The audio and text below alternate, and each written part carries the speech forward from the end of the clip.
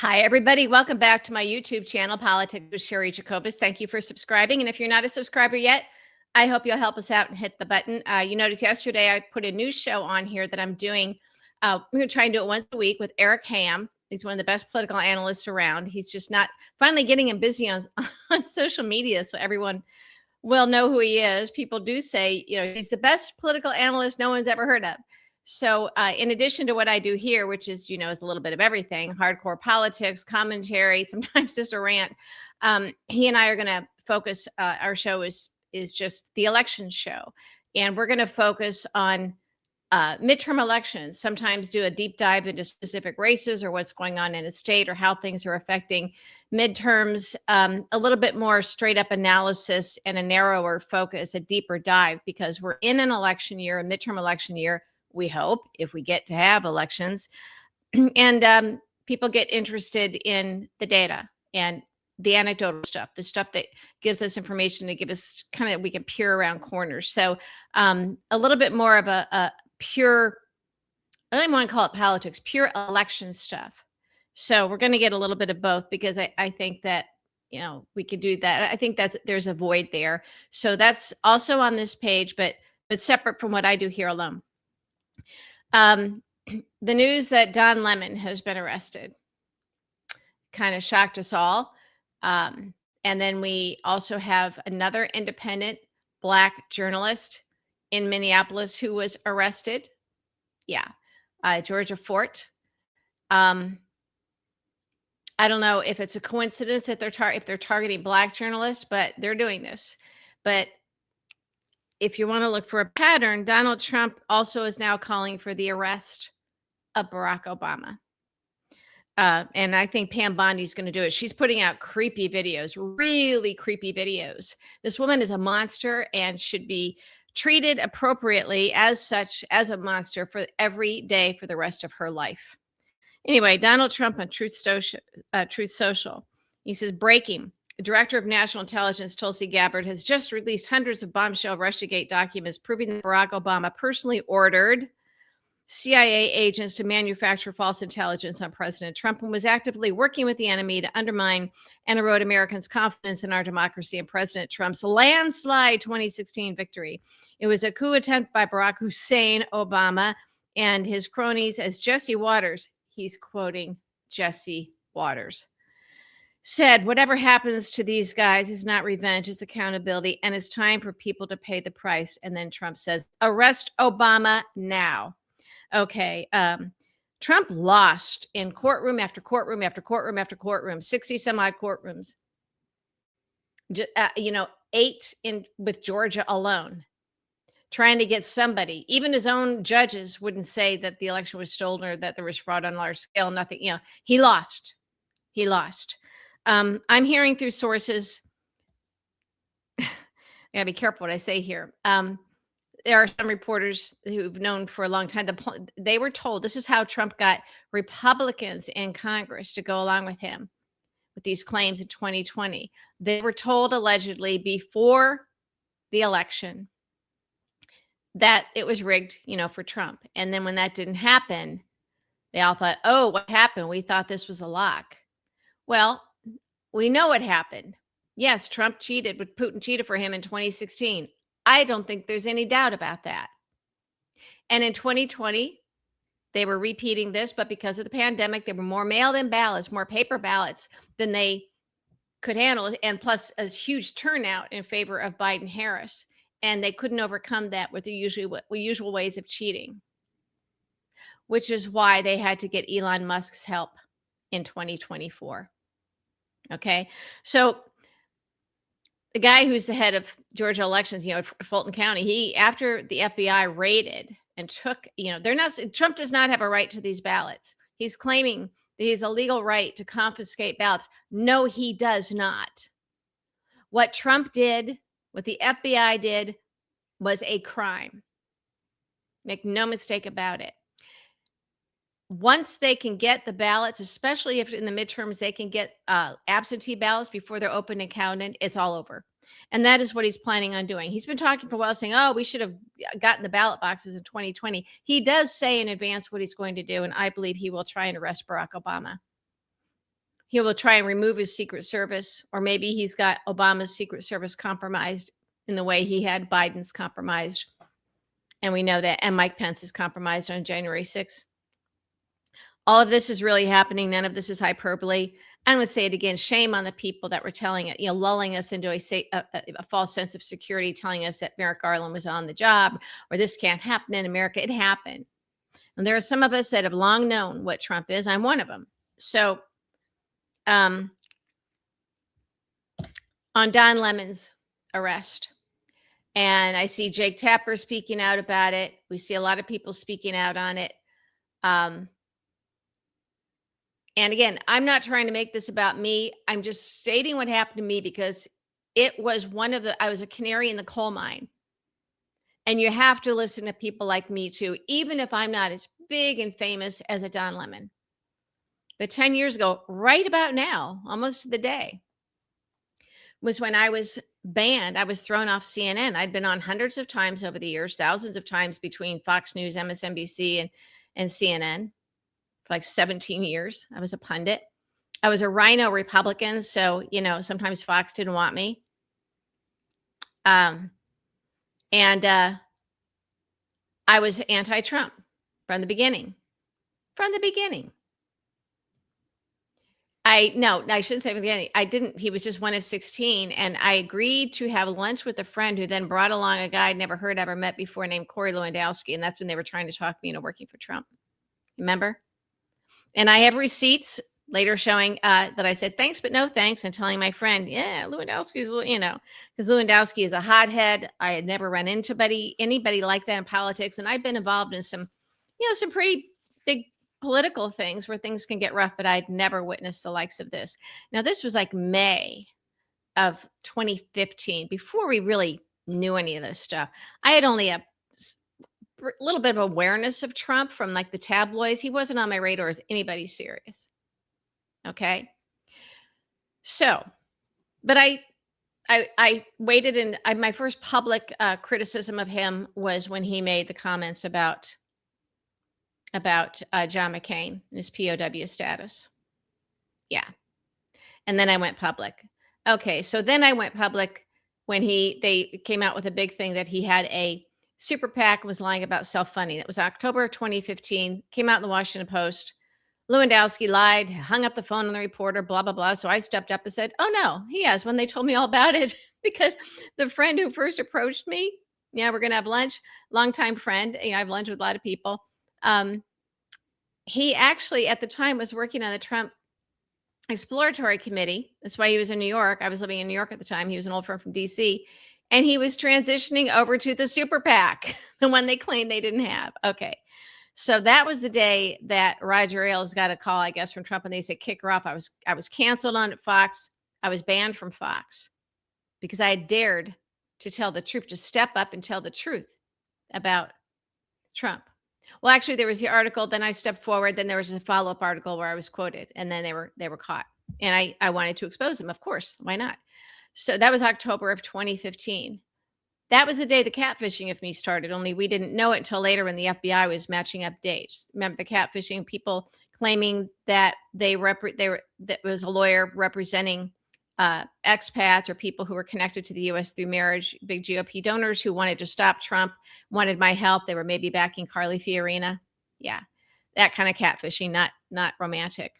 So that all came to fruition later. And the night that I was told Trump has guys from Queens that might be on their way over to harm you was when this stuff started to blow up about this time 10 years ago.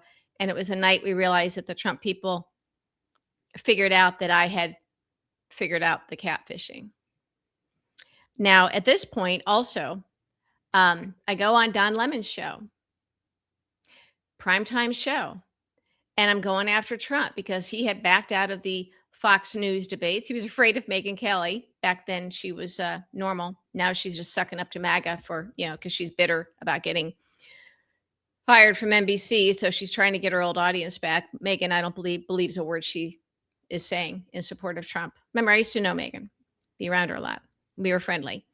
So I'm on Don Lemon's show, and I'm saying that Trump, you can find these videos that Trump, is afraid to debate. He knows he he comes off like a third grader faking his way through an oral report on current affairs.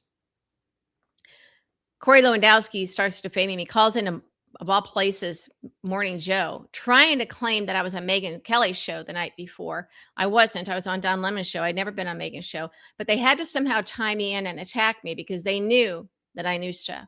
So he defames me on Morning Joe. And I was old friends with Joe Scarborough, knew him since he was a freshman member of Congress, used to be on the old show, Scarborough Country. But Joe was solidly in Trump's pocket. Now, I remember Corey Lewandowski specifically telling me that Trump, in May or June of 2015, that Trump had Joe Scarborough, Jeff Zucker, and Roger Ailes in his pocket. And I didn't believe it at the time because I wasn't naive, but I thought, oh, come on. Nobody's got big media people in their pocket in a primary with 16 people running. I thought they were trying to beat themselves up thinking I will work for him then.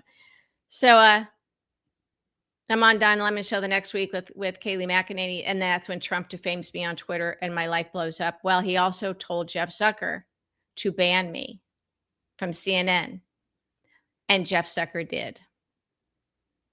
Jeff Zucker, because he was friends with Trump and is not a journalist, did this to shut me up and as a favor to Trump, because if Trump decided not to go on CNN anymore, it might affect ratings. Remember, all they cared about were those sweet Trump ratings.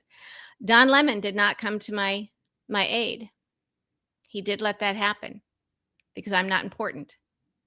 So what's happened to Don Lemon? I'm not saying I'm for it. God, no. I support him completely on this. I want to make that clear. But this stuff didn't happen overnight. There were a number of journalists that allowed this to happen. I had some back and forth with Jake Tapper, some DMs about some of the stuff that was happening to me and the FBI investigation. Remember, I thought there were going to be indictments on the hacking of me, and this all was connected through the catfishing of me. Remember? There was an FBI investigation. Then Trump gets into office. His people catch wind of it, and that thing went away. And I thought they were close to indictments. I mean, they were having me, in New York. They were calling me. I mean, you don't just call the phone and you don't get an FBI investigation easily. But they were monitoring this after the catfishing of me, and we knew who that guy was, which is when I was told Trump has guys and queens that might be on their way over to hurt you. And the FBI said that if they, in their investigation, they couldn't tell me a lot, but if they ever got wind of a situation where I or my family could be harmed, in trouble, threatened, they'd have to let me know if I was in danger. So it was a real thing. It was heavy, and it went away when Trump became president, and they had access to now knowing what the FBI investigations were. And so I was letting Jake Tapper know all this stuff that was happening to me. We were back and forth on something, DMing on Twitter. So he knew. He did nothing. And I had receipts, by the way. This isn't just, some crazy girl who got kicked off CNN and now she's bitter and she's making stuff up. No, I had receipts. Okay? I had receipts. There was another time, Chris Cuomo, who at that time was still at CNN, and it was Arthur Schwartz, who was a Trump ally with his nose all the way up, Don Jr.'s rear, and for a while, Bannon and Roger Stone and Scaramucci for a while, when Scaramucci was at least an overt Trumper, before he had to switch out of embarrassment. So this was a guy, and he was the one who had tried to pretend he was helping me when he told me late that one night in New York that Trump had guys and queens who might be on their way over to harm me. I was on the Upper West Side. It's like 11:30 at night. Yeah. So I'm putting this stuff publicly on Twitter. So Chris Cuomo, who I'd been friendly with, and used to do a show on CNN, the morning show, and he, I think I mentioned he said, "Oh, let's go have breakfast." He wanted to pick my brain for to see if I had a way to help him beat Morning Joe in the ratings. He knew Fox and Friends was out of reach for him, but we were friendly, and I gave him an earful on their wall-to-wall coverage of Trump. Again, that was like August of 2015, I think.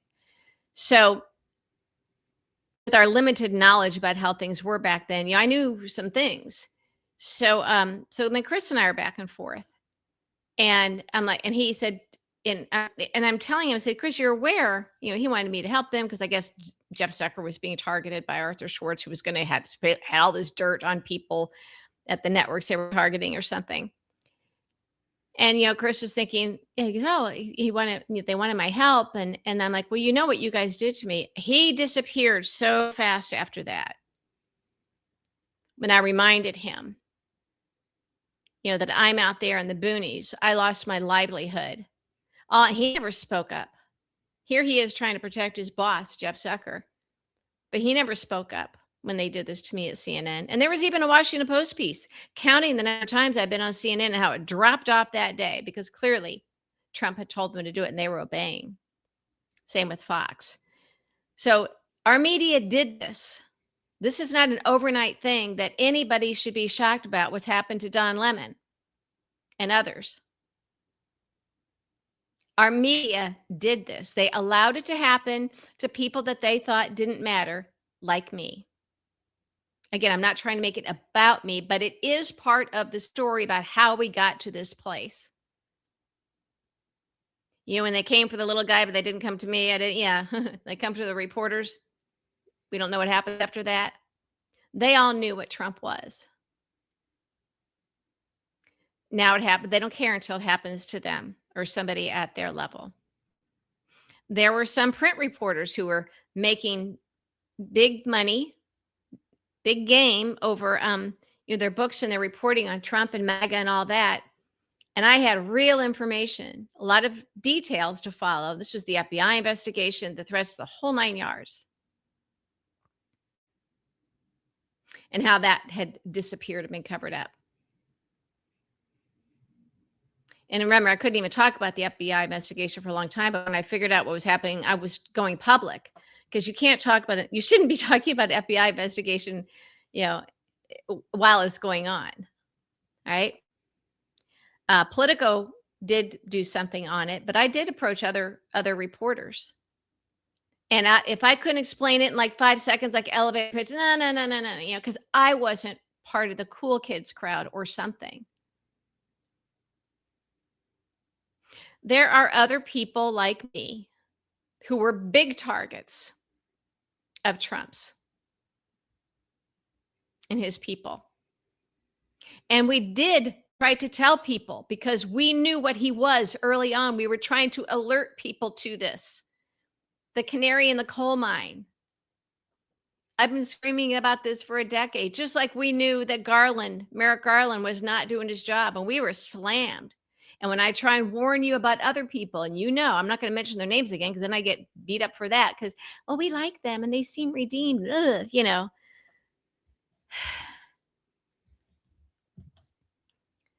I think people are starting to wake up and I think it might be too late. So I'm just telling you, if it's not too late, people who have information and real experience with this stuff and receipts, listen to us.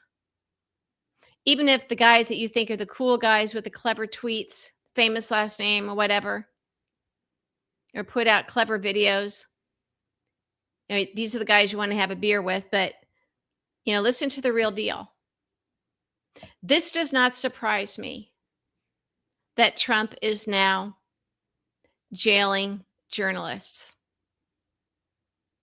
It doesn't surprise me. He got Jim Acosta fired from CNN. He's able to get, he's been able to get reporters fired, just like he got me kicked off. Everybody's like, oh my God, fascism. Yeah, well, it started a long time ago and he was just running for president in the primary. And these journalists, or at least their bosses, let it happen. So Jeff Zucker was not a journalist. He was the best buddy of Trump's. Remember, when he was head of entertainment at NBC, he greenlit The Apprentice for Trump. Jeff Zucker was the boss of a Jake Tapper and a Chris Cuomo and a Don Lemon. But if you're really, truly a journalist, you have to be a journalist. And that might mean standing up and, yes, risking your job. Otherwise, all you are is a TV personality. All you are is an employee of the guys who are friends with Trump or whatever. You're not, if you're only a journalist when it's easy, you're not a journalist. We needed you to be journalists when it was hard. And let's be fair about this. It shouldn't be relevant, but let's be fair. You guys are all pretty rich. So if you had to do something to risk, the paycheck, it's not like, you're gonna go through what I've gone through and what others have gone through financially. It's not gonna happen to you. Not to Don Lemon, not to Jake Tapper, not to Chris Cuomo, not to any of you. So what's happening now is what I have feared for so long because I knew it could happen because it happened to me.